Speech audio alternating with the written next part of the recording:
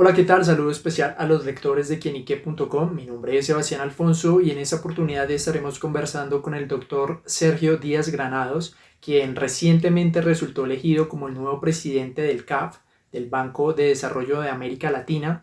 Estaremos hablando sobre la importancia de este nuevo cargo, sobre lo que implica que el candidato de Colombia haya resultado elegido y sobre sus retos en la dirección de este banco. Doctor Díaz Granados, ¿qué tal? ¿Cómo está?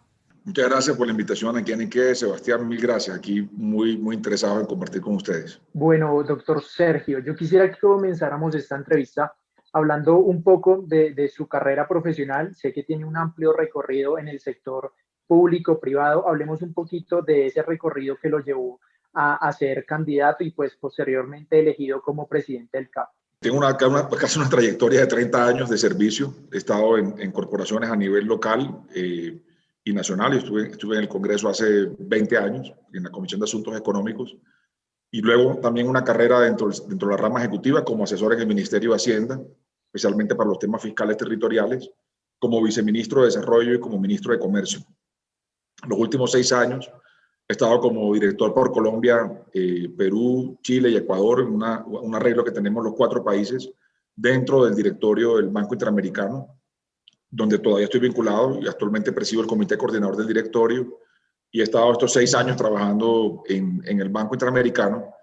Y hace 20 días el presidente presentó mi nombre como candidato a la presidencia de la CAF. Hemos estado 20 días intensos de trabajo diplomático con el equipo de gobierno del presidente Duque y finalmente ayer se alcanzó una elección satisfactoria para Colombia en el sentido de que no fue una elección confrontacional, sino fue producto de un diálogo. Logramos que todos los países pudieran emitir su voto a favor de Colombia y también Colombia de regreso trabajar para construir una visión, digamos, comprensiva del desarrollo y de la oportunidad que tenemos por delante de todos los países de América Latina y del Caribe a través de CAF. Doctor Díaz Granados, primera vez que Colombia presidirá el CAF. Yo quisiera que me hablara un poquito de ese reto, pues es un reto bastante importante para usted y para el país. Miren, el CAF nació en el año 68. Yo jocosamente digo que CAF y yo tenemos la misma edad. Los dos nacimos el mismo año. Entonces, hace 52 años nació CAF. CAF va con camino a cumplir ya sus 53 años. Y, y nació con una vocación de integrar la región andina. En los 90, los socios decidieron abrir el banco, hacerlo crecer en América Latina y el Caribe. Y crecimos de 6 socios a 17. Y adicionalmente se adicionaron 2 socios naturales para el desarrollo de América Latina y el Caribe, que son España y Portugal. Entonces tenemos hoy una cooperativa de 19 países, 19 gobiernos, que trabajan a través de CAF para proveer financiamiento, asistencia técnica, recursos a los gobiernos y al sector privado para los temas de desarrollo. Durante estos 52 años de historia, el banco nunca antes había presentado un candidato, perdón, Colombia nunca había presentado un candidato a la presidencia de la CAF. Siempre habíamos apoyado a Bolivia, a Ecuador, a Perú, que han sido los países que han estado al frente de CAF. Esta es la primera vez que presentamos una candidatura y afortunadamente salió bien, y salió bien en el sentido de, como lo dije inicialmente, no por una votación confrontacional, sino producto de un consenso en la región.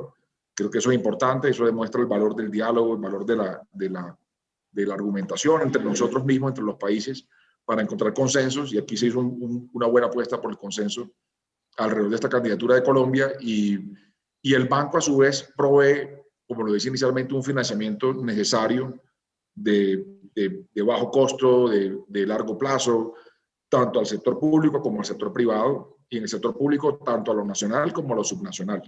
Es una gran característica de CAF. Ha financiado muchos proyectos de infraestructura de agua, de saneamiento básico, de vías, de infraestructura de conectividad a ciudades en toda América Latina y el Caribe.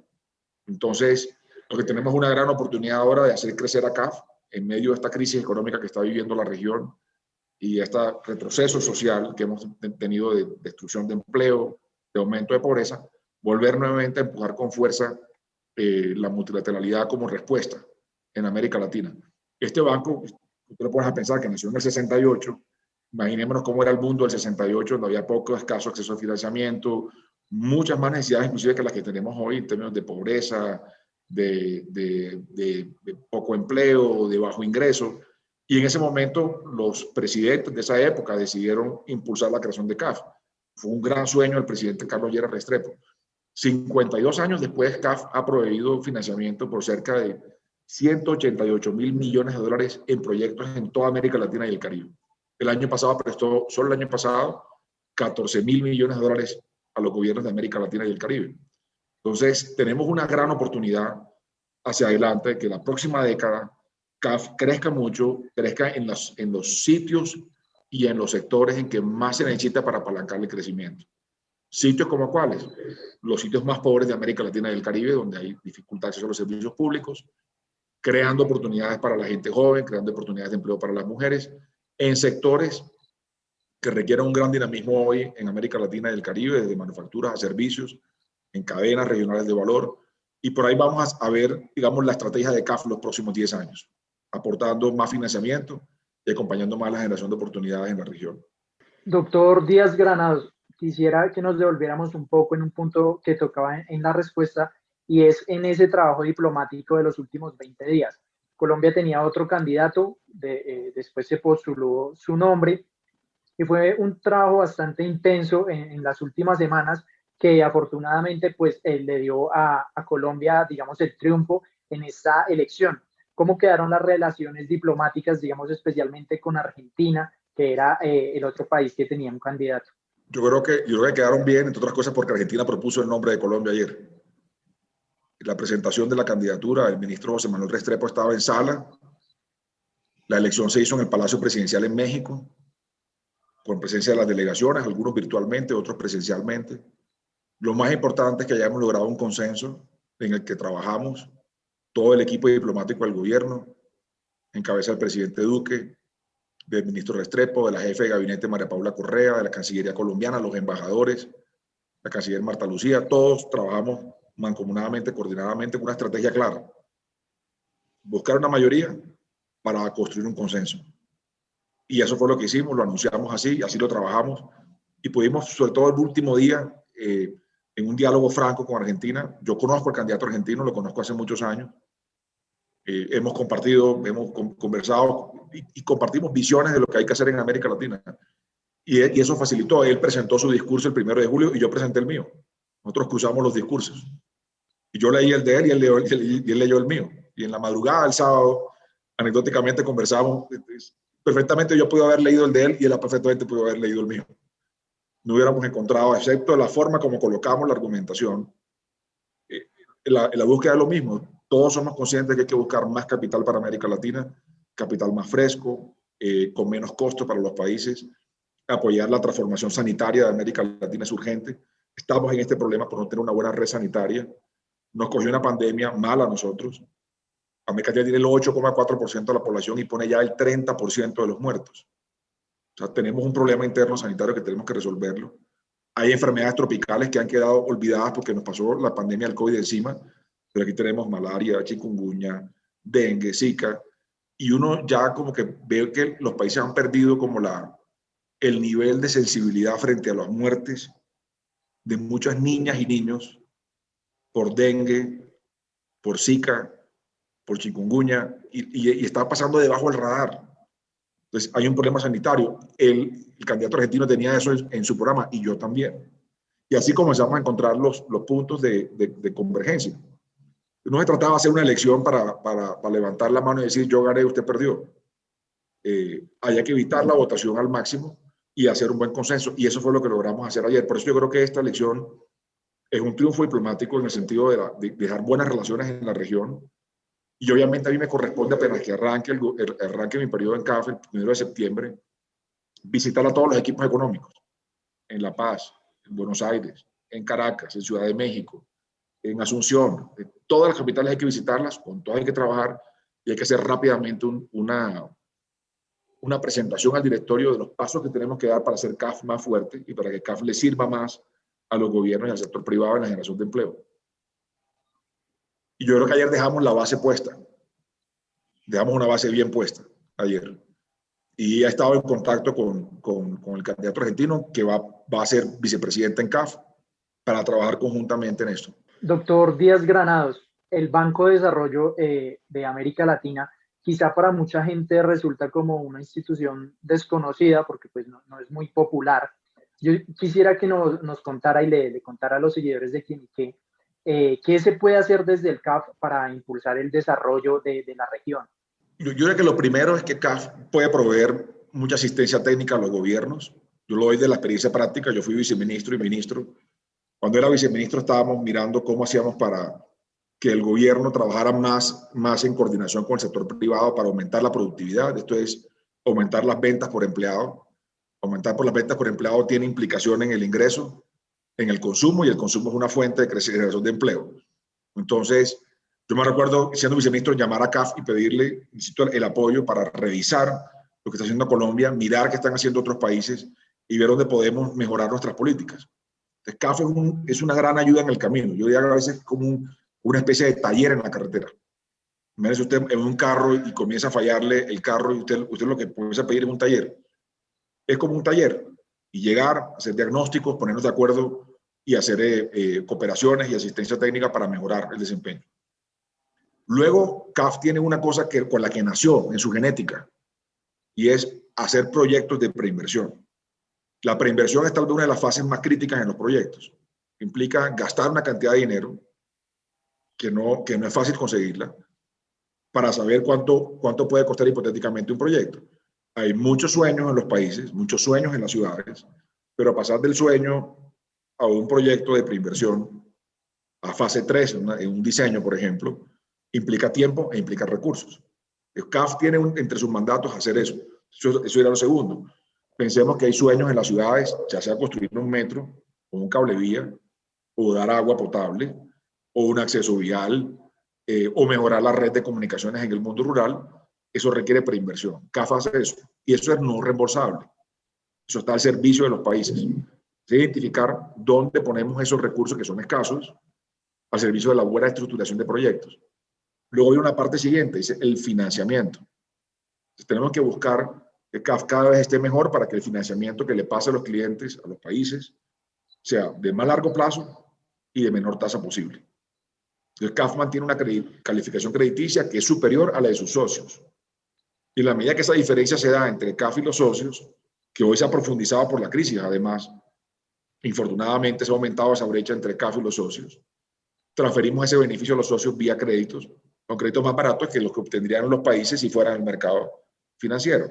Estamos buscando todo el tiempo la mayor eficiencia de CAF para que le den más oportunidades de acceso a los recursos a los países. De ahí vamos al paso siguiente. O sea, otro punto clave de CAF es financiar al sector privado. Pero no cualquier sector privado. Sector privado que tiene que asumir más riesgos, por ejemplo, en agronegocios. Tiene que asumir más riesgos, por ejemplo, en ciertas infraestructuras que van por concesión. O que tiene que asumir más riesgo en materia de conectividad. Entonces, ahí CAF lo que hace es lo mismo. Bueno, financia al sector privado. De pronto, el sector financiero tradicional no se metería del todo en esos proyectos. La entrada del CAF ayuda a arrastrar más bancos al financiamiento. Esas inversiones del sector privado hacen crecer la economía y generan empleo. Y por ahí se genera bienestar también para los países. Entonces, CAF tiene como todas estas líneas, que he tratado de agruparlas gráficamente, pero en general lo que hace este tipo de instituciones es arrastrar recursos, movilizar más. Entonces, por ejemplo, yo creo que apenas que arranque el 1 de septiembre, vamos a darle un gran trabajo en Europa, tenemos oficina en Europa, necesitamos reforzar nuestros convenios con Europa, con el Banco Europeo de Inversiones, con las agencias de desarrollo de Francia, de Alemania, por citar solamente algunas, y comenzar a traer ese financiamiento junto con el de CAF, ponerlo al servicio de los países para proyectos ambiciosos en infraestructura. Luego, insisto, puede ser desde un metro hasta un acueducto, desde una torre de celular para 4G o 5G en el mundo rural, hasta la formación de habilidades para el trabajo del siglo XXI para jóvenes. Infinidad de proyectos que podemos financiar. Aquí la clave es ampliar el tamaño del banco para el sector soberano y para el sector privado, de manera que podamos atender justamente esas necesidades. Doctor, si no estoy mal, históricamente la sede del CAF ha estado en Venezuela. ¿Usted va a despachar desde ese país o tendrá otras sedes donde va a trabajar? Bueno, cuando se estableció la sede en Caracas en el 70, eran solamente 6 países socios. Entonces el banco decidió en su momento el acuerdo constitutivo que se quedara la corporación en sede Caracas. Es una sede histórica y hay que preservarla. Y mi intención es preservar, no solamente preservarla, sino fortalecerla y ayudar a que CAF funcione bien en todas las sedes. Pero desde los 90, el CAF comenzó a crecer y pasó de 6 países a 17 en América Latina, más España y Portugal, 19 en total. Y se han ido montando oficinas en cada parte. Y desde los 90, el reglamento de CAF permite que el presidente ejecutivo despache o trabaje desde donde sea conveniente para CAF. Desde el año 2010, CAF ha venido fortaleciendo el nodo en Panamá y en Montevideo, y oficinas cada vez más grandes en Bogotá, en Lima y en otras partes de América Latina y el Caribe. Mi intención, como yo se lo planteé al directorio, es por conveniencia hoy hay que estar en Panamá, por conveniencia de CAF. Esa conveniencia de CAF le sirve a los países. Hoy hay mejor conectividad que la que había en el año 70. Probablemente en el 70, cuando estableció la sede en Caracas, era porque Caracas tenía la mejor conectividad en su momento. Hoy la tiene Panamá. Y eso, la región ha ido evolucionando y eso es una realidad y CAF la interpreta. Por eso hemos hecho oficinas en otras partes. Entonces, lo que yo le digo al directorio es, la sede es y seguirá siendo Caracas. Y lo que vamos a hacer es tratar de conectar a los equipos de CAF que están dispersos por América Latina con un punto que es Panamá, que es fácil entrar y fácil salir. Ese fue el planteamiento y ellos lo entendieron. Y eso en la práctica ha pasado en los últimos 10 años. Lo que pasa es que alguien tenía que decirlo bien. Y eso fue lo que yo hice al directorio. Quiero hablar con toda la franqueza al directorio. Esto es lo que hay que hacer para que esto funcione bien. Necesitamos que CAF crezca. Entonces, para que crezca, tenemos que colocar la presidencia en un sitio donde sea fácil el trabajo y la conectividad entre todos. Pero Caracas seguirá estando ahí y el gobierno de Venezuela es uno de los directores y además es fundador de CAF y hay que trabajar mancomunadamente en ese espacio. Y eso es parte de lo que tendremos que hacer en adelante. Bueno, doctor Sergio Díaz Granados, muchísimas gracias por aceptar la invitación de Quienique. Fue un gusto hablar sobre ese nuevo e importante nombramiento al cual usted nos estuvo hablando hoy. De nuevo, muchísimas gracias y estaremos muy pendientes a lo que sea su gestión, su trabajo en el CAF. Muchas gracias, Sebastián. Un saludo a todos.